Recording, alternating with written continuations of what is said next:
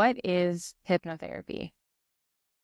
In the simplest terms, what is hypnotherapy? It's a heightened state of awareness. I'm going to tell you what it's not. It's not a stage show in Las Vegas. It's not something that you've seen on television. It's called hypnotherapy. And what we do is we reframe the perception of the subconscious mind. And the subconscious mind rules your life. So we adults become what we learned as children. So anything you have learned any time in your life, the subconscious mind stores, which is why if you can speak a language or drive a car, use a knife and fork, whatever, walk, run, your subconscious mind remembers how to do it. So it remembers how to think and how to react. And again, it rules your life.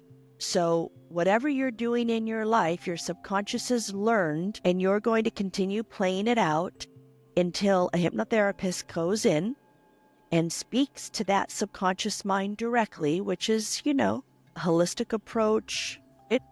We change the way you think at the subconscious level, so you stop playing out the behavior, including thoughts that you no longer want to hold on to. It's just a heightened state of awareness. Most people don't end up going into la la land, and most people don't say, oh, I don't have control of myself. You're totally aware of what's going on. You may even be thinking, hey, what's for dinner tonight? Then you're relaxed. Did I lock the black door? Then you're relaxed. That's really what it is. Some people will say, oh, I wasn't hypnotized. Meanwhile, they're hypnotized, especially the analytical. The analytical is going to be so busy trying to figure out what we're doing and thinking it doesn't work. But the funny thing is, it's very subtle. And psychiatrists, psychologists, nurses, doctors, they also train in this field because they know that it works. Talk therapy is great, but until you get it into the subconscious mind, most likely you're going to continue to play out the same behavior. So we, through hypnotherapy, are going to reframe the perception of the subconscious mind. So you start thinking and behaving, we've broken those unhealthy patterns in a way that makes you feel better about yourself. What is it that you want to accomplish? That's what we help you do. Does that make sense? Yeah, the word that's coming to me that I would love for you to break down a little bit more is the perception. What is an example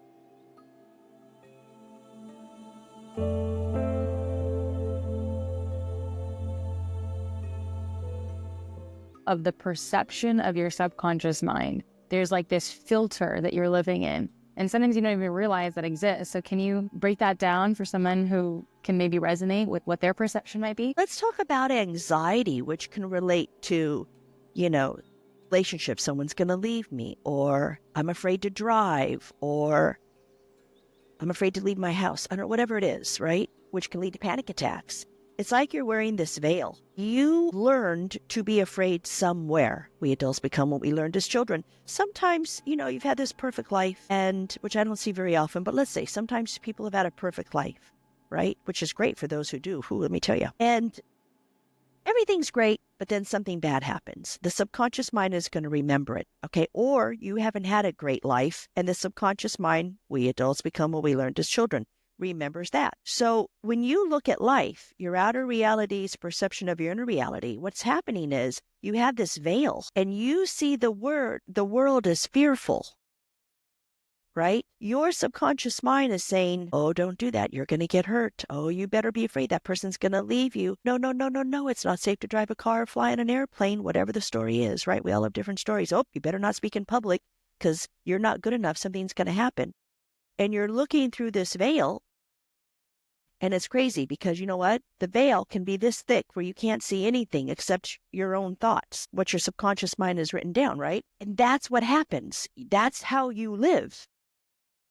So when we change the perception at the subconscious level, this block, this paper, right, this block has been removed because we're telling the subconscious, you don't have to be afraid anymore. It's okay. You don't have to protect your person. We can call it the adult self, not the inner child that went through a lot of trauma, or somebody that had a perfect life again that, God forbid, got into some type of accident is afraid. Subconscious mind, you don't have to be so afraid anymore because there's a lot of good things in life, and more good things are coming, and everything isn't bad. And your past doesn't define your here and now, let alone your future. And you can go ahead and rest and take a break. Go on a vacation. I don't know. What do you want to go do in your life? And then it's going to feel so relaxed that now the veil that you are looking through, that heavy, dense veil, has been lifted. And then you can see more clearly. So the world, it truly isn't such a scary place. Typically, we see when it happens over and over and over again, it's because it's what you perceive to happen, so you attract it. Your mind will seek out the destruction that it thinks it knows is going to happen. And what does that do? It creates more anxiety because it keeps reiterating, confirming to the subconscious mind that it's right to protect you because it is afraid. Right? So we have to go in and change everything at the subconscious level so you don't have to be afraid. And that does not mean that, you're not going to be able to protect yourself. It doesn't mean that, sometimes a normal amount of anxiety isn't bad. Fear sometimes, it keeps us on our toes, but not to the extent that you can't function in your life. A healthy amount is okay. If a saber-toothed tiger is going to come and get you, you might feel afraid. We don't have to worry about that, thank goodness. If you're in New York and you're blindfolded walking in the middle of the street, we may have a little anxiety around that. That isn't normal behavior. We have to protect ourselves, but we want to bring down the fear and the upset, the fire. Does that make sense? Totally. And I think one theme that comes up so often is specifically in relationships. So if you have a filter, this veil that you're constantly living in fear and something bad is going to happen, then you start acting that way. And that version of you in the relationship is like such a icky, like fearful, like always on the verge of rejection, which ultimately leads to rejection. So you do a lot of work with relationships. So talk a little bit about that, I think, because it affects everybody. And whether it's your romantic partnership, your parental relationships, your children, you're going to see that sabotage. So we adults become what we learned as children. And if someone feels that they're not good enough, it's weird how the psyche works. They're going to attract someone. Relationships are mirrors that reflect back to you what you need to heal within yourself. So what's going to happen is you're going to attract someone that doesn't think highly of themselves. So how can they think highly of anyone else, right? Think about that. Like attracts like, belief at its experience. So you're going to attract somebody that treats you the way you think you need to be treated because you're not good enough. You're damaged goods. All these things aren't true, by the way. So you're going to go out there subconscious and you're going to attract somebody that mirrors how you feel about themselves to prove to yourself, oh, I'm not good enough. But what's so interesting is if you can get them to love you and treat you well, it also proves to you that I am good enough. But it's probably not even going to happen because you attracted the wrong person in the first place. The other one is that you could attract this wonderful, incredible person because contrary to popular belief, there's a lot of very good people out there that would never hurt you, that are kind and loving. But when all you see is bad, bad, bad, bad, you think bad, bad, bad, everything in the world looks bad, right? But it's not true. That's why you see people on the street looking like or or you could speak to someone and when they're negative, right away, I hear a lot of negativity. Oh, that's how they feel about themselves. I bet their life is negative. When you hear that, hi, how are you? Happy, life is great. Look at the sun, it's shining brighter today than it did yesterday. Everything is good. Most of the time, they're going to have a good relationship. But if somebody who really wants to be loved we all want to be loved, we're human. If you just happen to find a really good relationship, if you feel that you're not good enough, you're needy, you're self-sabotaging, you're running away before you get hurt because you think something's going to happen that isn't, you're going to project your trauma onto that other person. And a normal, healthy person, I hate to use the word normal, but I'm just using it for this conversation. Let's just say a healthy person is going to be pushed away because they can't take it. Some people can for a while, but eventually they're probably going to get sick and tired of it. And you don't even want to do that. You just want to be loved, but it's your fear that does it. And you really want to stop it. I tell people, bite your tongues until it bleeds, not literally, but just be quiet because that's your fearful self speaking. That's not really what's happening. And we can't read minds, most of us. If that is true, I don't know if people can or not. So if you don't say anything, that's going to help the situation. It doesn't mean your energy and actions won't still sadly bring on something that you don't want to experience. But by not constantly, do you love me? Are you going to leave? Do you love me? Are you going to leave? Did I do this wrong? Da-da-da-da-da. The clingy, the needy, the grasping, all that. If you watch your words, your words are the house that you live in, right? So if you watch your words, which stem from thoughts, and you don't project them onto the other person, they're not going to catch on as quickly. I'm not good enough. Prove to me that you validate me. Prove to me that you accept me. And then they're not going to go running away because they can't handle it. And then what's going to happen is you're going to see how great somebody is, and you're going to realize that they're not probably going to leave. And if they do, you'll handle it. It's life, but most likely they won't. Then you're going to feel better about yourself, and you're going to start teaching the subconscious mind, everything isn't like what I was taught or what I witnessed. Things are good. But if you're going to continue living in this fear and projecting it onto the other person, they're probably going to leave, or you're going to force them to leave is what's going to happen, because they can't take it anymore. And you're going to see them. The big one is cheating. He's cheating, he's cheating, she's cheating, she's cheating. But the person has no intention to do it. But if you've been around a bunch of cheaters, of course you're going to, know that it does happen. People do cheat. Yes, they do. But not everybody cheats. A lot of people don't. And you know what? If they do, trust me, you don't have to look for it. You're going to know. And you know what's going to happen? You're going to respect yourself and say, you know what? No, I'm not interested. Or maybe you can work it out. It depends on the situation, right? But it doesn't mean that every single solitary person cheats. But if you think they do, even if they're not, it's all you will see, and you will live in fear, right? So through hypnotherapy, we're going to reframe the subconscious mind to believe that you don't have to be afraid anymore. Not everybody is bad, and you are not what you were taught. I know that was long-winded, but it's very complex. It's a huge topic. It is. And I think it's like this, why it makes it so vast is hypnotherapy is like the one little tool that you have to controlling your life. Like sometimes life feels so out of control, but there is this like layer of control that you have when you are calm on the inside and then showing up calm on the outside. You are not triggering your partner back and forth. You are not seeing the bad in the world. So yes, there's things that happen, but there is like an ounce of control. And this is the one modality that you really can start to take that back. Here's a good example. It makes me sick, but I'll give it to you. A baby elephant, this should not be happening, is chained by the foot. There's a chain on their foot, and they are taught they're trapped, right? When they get older, they take the chain off. The elephant still doesn't run away, and the elephant's huge. It could destroy probably everything in its sight, but it's been taught that it has a chain on its foot. So it believes that it does. That is how the human mind works.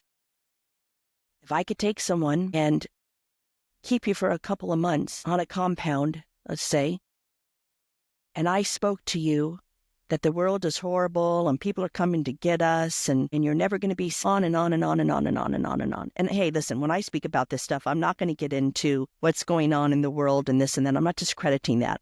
Believe me. I'm just talking about you and your personal life. And I'm just going to say I'm grateful that who it is that I'm speaking to. I hope whomever that is that you are in a very safe place. So I want to keep that straight. But if you're sitting there thinking that everyone's going to get you and bad things are going to happen, right? And I bring you into my compound and I keep talking about it over and over and over and over and over again, you're going to leave that place more petrified than you were before. But if I were to bring you into my compound, it's like a glass of water. Keep putting drops of water in the glass and it's going to overflow.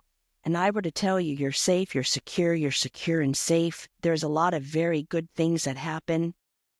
You're comfortable with uncertainty. If something comes up, you're going to trust yourself to have the strength and the wisdom to handle it. And you're going to live in the present moment. And your present moment is good. And if not, let's figure out how to make it good. I will guarantee at this point, unless you have severe psychological issues, right? Then this probably wouldn't be the work for you. You're going to go out into the world with a new perception of things are good. Oh, I'm going to stop and look at the flower on the side of the road because it's so beautiful. And wow, when I go to a restaurant, everybody's smiling and they're happy and they're talking. It's really fantastic. And yeah, it's really noisy, but because everyone's talking. It almost sounds like everyone's in harmony singing a song. Belief edits experience. And we humans, sadly, that have been through trauma, learn to make the impossible possible because we've had to survive. But when you make that subconscious mind feel safe and say everything's okay and look for the good, look for beauty And eventually, I'm telling you, you will see beauty. Your life will change. And all these wonderful things in life that are there will come to you. I know it. I've seen it with clients and I've seen it with myself. I know it to be true.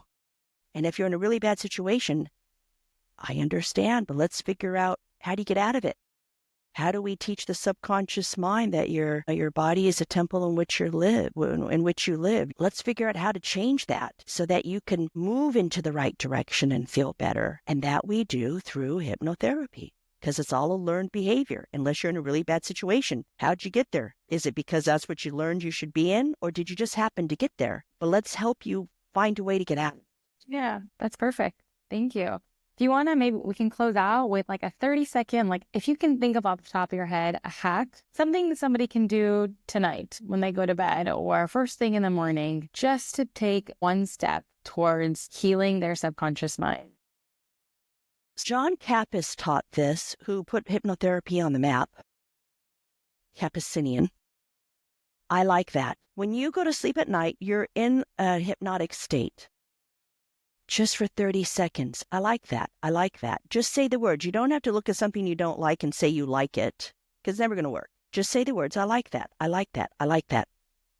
And when you get up in the morning, this is not as easy as you think it is. I like that, especially if you don't like getting up in the morning. I like that. I like that. I like that. Again, don't look at something that you don't like and say you like it.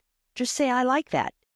Two things are going to happen. You're going to realize how many times a day you say you don't like something. Whoa, balloons. The other thing that's going to happen is this. Perfect timing. You're going to start liking things that you realize that you didn't like before, and that was just a negative way to think. I'm telling you, this works. And you're going to realize how many things you do like.